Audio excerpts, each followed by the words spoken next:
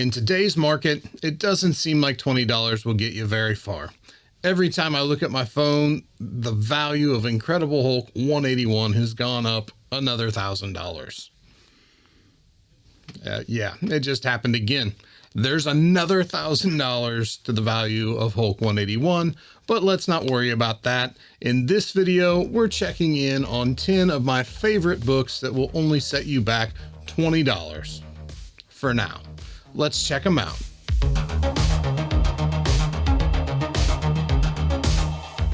Our first top 10 comics on a $20 budget video just turned a year old a few weeks back, and I've been seeing a trend in the comments on this video since it was originally released. Viewers wishing they'd seen the video sooner because the values of nearly every book we covered are now higher, some significantly higher. Let's hope I can do as well with the picks in this video, but no pressure, right? Stick around to the end of the video as I'm throwing in a bonus pick for you. If you're looking for a new way to invest in not only comic books, but other pop culture based collectibles, be sure to check out Otis, the investment platform for culture, where you can buy and sell shares of contemporary art, sneakers, and collectibles. That's right, my friends, this is another sponsored video. Coming in at number 10 is a book that may have some appeal as the Disney Plus Hawkeye series draws closer. Hawkeye Volume 4, Number 2, which features the first team-up of two Hawkeyes, Clint Barton and Kate Bishop. Published in November of 2012, this issue comes from one of my favorite creative teams, Matt Fraction and David Aja. This short-lived series is a fantastic read and is expected to tie in fairly closely with the upcoming Disney Plus series. In fact, issue 11 of this series won an Eisner in 2014 for Best Single Issue, so don't just take my word for it, it's pretty good. Second and third printings of Hawkeye number 2 exist. The second printing is the most affordable of the three, while the third printing will actually set you back the most at $25. Our number 9 book is one that I've been calling undervalued for a while, and it's starting to finally make some gains. Number 9 is Spider-Man Unlimited number 1, the first chapter of the Maximum Carnage story. It doesn't stop there though, as this book also includes the first appearance of Shriek, who's been a longtime ally of Carnage's, and also includes the debut of the Ravencroft Institute for the Criminally Insane. Even the 616 needs an Arkham, right? But if all that isn't enough, we also get the funeral for Harry Osborn, who had recently died in Spectacular Spider-Man 200. The main story, titled Carnage Rising, was written by Tom DeFalco and drawn by Ron Lim. Released in May of 1993, the Maximum Carnage arc would run for 14 chapters, tying up 3 issues of every Spider-Man title before wrapping back up in Spider-Man Unlimited number 2, which was released in August of 1993. After years of being a $5 to $10 book, this one has recently climbed to $15 and most recently ticked up to $18 as of the recording of this video. Don't be surprised if this one jumps to $25 plus in a hurry, with Carnage hitting the big screen in the Venom sequel. Thankfully though, the supply of this book is substantial and it shouldn't be too tough to track one down. If you thought Archie Andrews and his friends were all squeaky clean and boring, let me introduce you to Afterlife with Archie, number 1, our number 8 book. In this issue, our beloved hot dog, Jughead's dog, is hit and killed by Reggie's car late one night. Distraught, Jughead does what any wholesome American teenager would do. He takes Hot Dog to the only witch he knows for a little bit of late-night adventure into necromancy. Sabrina Spellman, being the most well-intentioned but unfortunate witch in all of Greendale, brings Hot Dog back from the dead, setting off a chain of events that leads to the onset of a zombie apocalypse. And ultimately, it does set up the criminally underappreciated Chilling Adventures of Sabrina series. Written by Roberto Aguirre Sacasa, with gorgeous Francesco Francavilla art, this September 2013 issue is well worth the $20 it will cost you to acquire it. Keep an eye on it, as there is some speculation that the Afterlife with Archie concept may creep into an upcoming season of Riverdale. If that happens, this book is going to heat up really quick. Disney Plus shows are a new but impactful force on the comic market.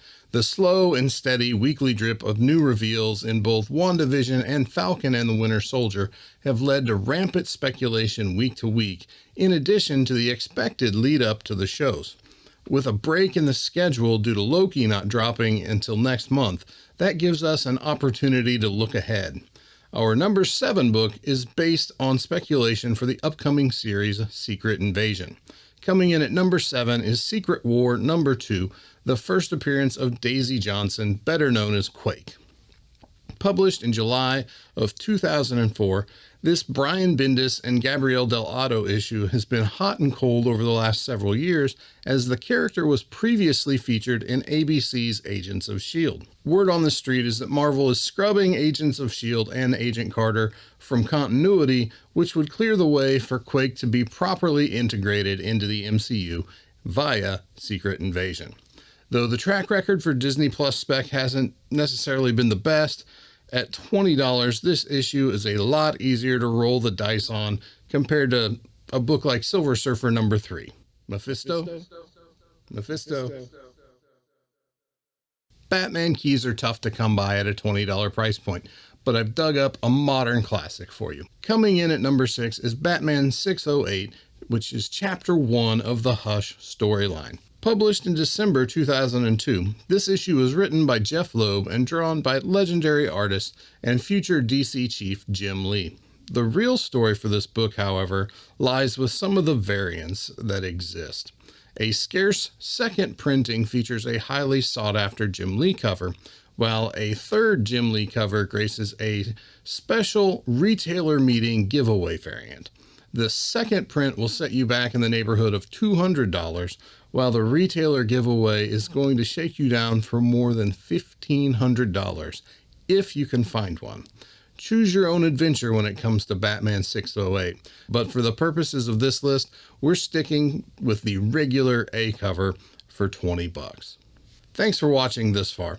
If we're just meeting, my name is Drew Stewart, and I am the owner of Como Comic Books, a comic book vendor based out of Columbia, Missouri. On our YouTube channel, we focus on bringing you the best tips and tricks to help you take your comic collection to the next level. If you're getting value out of the video so far, do me a favor and hit the like button. And don't forget to watch to the end of the video for a bonus 11th book you can pick up on a $20 budget. Now, let's dive into the next book. Starting off the top half of the list, in the number 5 position is Mighty Avengers, Volume 2, number 1. This issue is heating up because of some Monica Rambeau speculation, as this is the first time we see her in the Spectrum persona.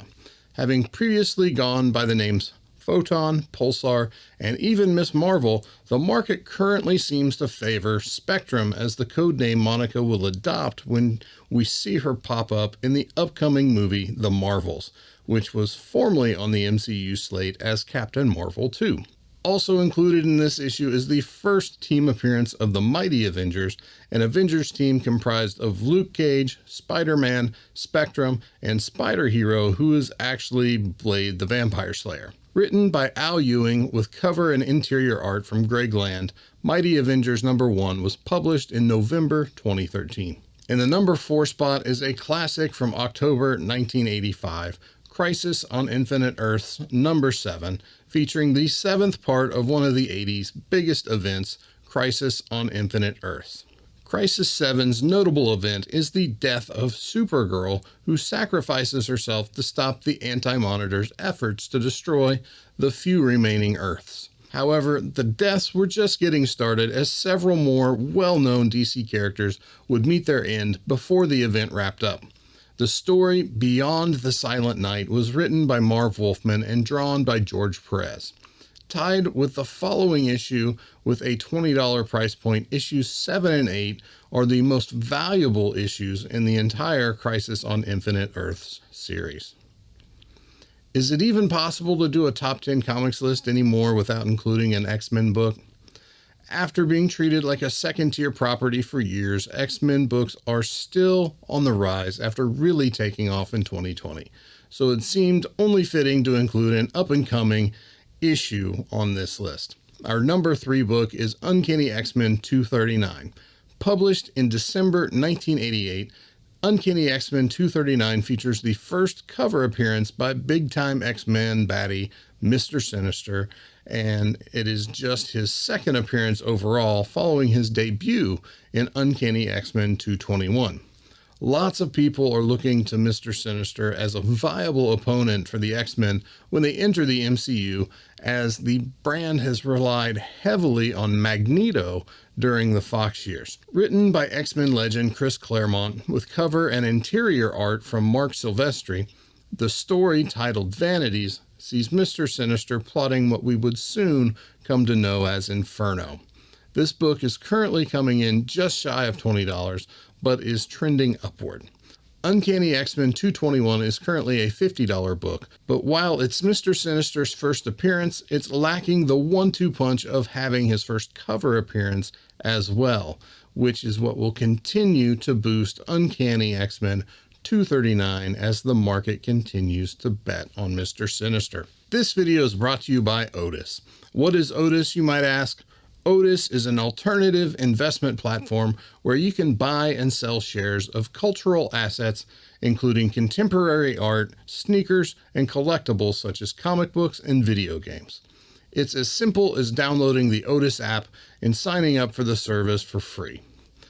Then, just watch for weekly drops of new assets, or you can search the catalog of previous drops to choose which items you'd like to invest in. From there, you simply manage your portfolio by staying up to date with the latest news and pricing information on your investments. And when the time comes, you can either sell your shares to other Otis members or receive a proportional return on your investment if Otis sells the item you've invested in for more than the price at which you bought your shares. At the time of recording this video, there were some great key comic books available. The latest drop is a CGC 9.6 copy of Daredevil 1 with off-white white pages. Previous drops include a 9.2 CGC copy of X-Men number 1 with white pages, a CGC 9.8 Tomb of Dracula number 10, which features the first appearance of Blade the Vampire Slayer, as well as a really nice giant-sized X-Men number 1 in CGC 9.8. Additionally, there's a CGC 9.8 Teenage Mutant Ninja Turtles number 1, first printing from the Copper Age. That is a tough book to find in grade. And last but not least, we'll close it out with a CGC 9.8 copy of Incredible Hulk 181, the first appearance of Wolverine. Be sure to download the app and check out all of the available drops. Sign up for Otis with the link in my description, and you will get your first share free when you fund your account. Terms do apply. And now, let's get back to the list. The runner-up on our top 10 list of comics on a $20 budget is Amazing Spider-Man 258. This book is a favorite of mine and an issue that continues to surprise me as the market continues to overlook it. With the fervor for all things symbiote right now, this issue continues to fly under the radar, despite being the issue where we learn that the black costume is a living thing and is a symbiote. Remember that scene from Sam Raimi's Spider-Man 3 where Peter wakes up and the suit has taken him for a ride around New York City? That scene was sourced straight from this issue. If some symbiote goodness isn't good enough for you, after seeking help from Reed Richards, we also get to see Spidey don the Bagman costume for the very first time. There really is nothing worse than realizing that dope outfit you wore out is actually trying to take you over, and you get stranded in nothing but your underoos. I really hate it when that happens. The story, The Sinister Secret of Spider-Man's New Costume, was scripted by Tom DeFalco with pencils from Ron Frenz and was published in the November 1984 issue of The Amazing Spider-Man. Booking in at $15, this book comes in under our $20 price point, but despite the market's lack of interest, is a very notable part of the symbiote saga that we've all come to enjoy. Topping our list is New Avengers number 40, the first appearance of the Skrull Queen, Varanki. New Avengers has been a bit of a treasure trove for the last few years, as New Avengers 11 and 27 got hot with the reveal that Hawkeye was going to take a darker path in Avengers Endgame. Brother Voodoo Spec drove attention to New Avengers 53 and 54, where he takes over the mantle of Sorcerer Supreme. And the first appearance of the Illuminati in issue 7 is also starting to garner interest. But today, we're here to talk about issue 40, and for good reason. As we mentioned earlier, Secret Invasion is officially on the Disney Plus slate, and the cast is slowly starting to fill in. If you read the series, then you know that one of the story's central figures is Varanki, who, spoiler alert, has been pretending to be Spider-Woman since the first issue of this title. Published in June of 2008, this Brian Michael Bendis story with Jim Cheung pencils provides a lot of important backstory leading into the Secret Invasion event, which launched the same month. Still affordable at $20, this book is likely to pick up steam as anticipation for the show builds and the premiere gets closer. What other books are you keeping your eye on that tie into Secret Invasion? I know I've got a few in mind, but let me know what you're watching down in the comments. And there you have it. Another top 10 list completed. But before we dive into the bonus book, I want to take a quick moment to express my appreciation for all of you here in the community. We recently hit 5,000 subscribers and have quickly picked up another 300 during a period of time where new content was a little sparse. This year's goal for the channel is to hit 10,000 subs, and we're definitely on our way. And with that goal in mind, I wanted to announce that I'm beginning to plan out the channel's first ever giveaway, which will correspond with reaching our 10,000 subscriber goal. I'm still working out the details on how you can get signed up for the giveaway and just exactly what will be given away, but I can confirm that the foundation of this giveaway will be a brand new Hex X Jim Lee collector's backpack. You might recognize this from the review video I did for the bags last summer. Anyway, there will be more details to come on that, but if you want your shot at a Jim Lee Hex X backpack and whatever other goodies I decide to fill it up with, I can assure you that the first qualification will be that you have to be subscribed to the channel to win. In the meantime, thanks for watching and stay tuned for updates as we move closer to 10,000 subs. Now, let's get to that bonus book. Our bonus book is Ultimate Fantastic Four 22, the first full appearance of the Marvel Zombies. While I don't think we'll ever see the Marvel Zombies break out into the MCU, I could definitely see them popping up in an animated Disney Plus show, or maybe even an episode of What If. Regardless of whether or not they ever show up, this issue is well worth your time, as this Mark Millar and Greg Land story launched what would be a runaway success in 2006 when Robert Kirkman, this guy knows a little bit about zombies, right? And Sean Phillips put out the 5-part Marvel Zombies miniseries, which all ran through multiple printings, each featuring a classic zombified cover homage from horror master Arthur Sudom. If you dig in the right places, or if you just have some good luck, I bet you can probably even find this issue for less than 20 bucks. Happy hunting out there, and don't forget to collect responsibly. I'll see you in the next one.